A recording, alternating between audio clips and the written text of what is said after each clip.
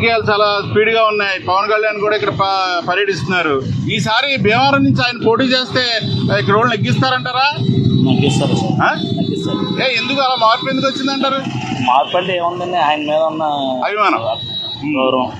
ఓడించామని ఒక సింపతి.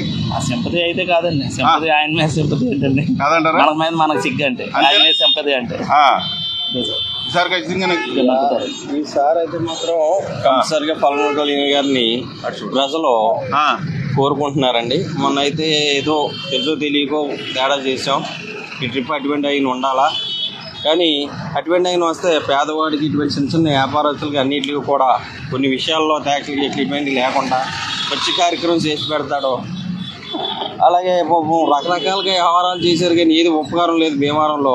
ఇవాళ భీమవరంలో ప్రతిదీ కూడా ఈ రైలు చెరువులు వచ్చాక ఏ అట్టుపళ్ళు కొట్టుకెళ్ళినా, ఈ పళ్ళ దుకాణాలకు వెళ్ళినా, ఇళ్ళకి వెళ్ళినా ఉన్నవాడికి చెల్లుతుంది ఆ రేటు. ఏంటంటే రైలు మీద వాళ్ళు బాగా సంపాదించుకున్నారు.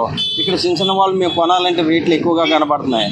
మళ్ళీ ఇటువంటి పవన్ కళ్యాణ్ కానీ వస్తే కొన్ని యాడ్స్ పెట్టి కొన్ని రకరకాలు చేసి చిన్న చిన్న వ్యాపారస్తులకి మాలాంటి చిన్న మధ్యతరగతి వాళ్ళకి కూడా న్యాయం జరుగుతుందని చెప్పి ప్రతి వాళ్ళు కూడా ఈ మధ్యలో భీమవరంలోనే కాకుండా ఆంధ్రప్రదేశ్ ఈ 13 జిల్లాల్లో కూడా కోరుకుంటున్నారండి.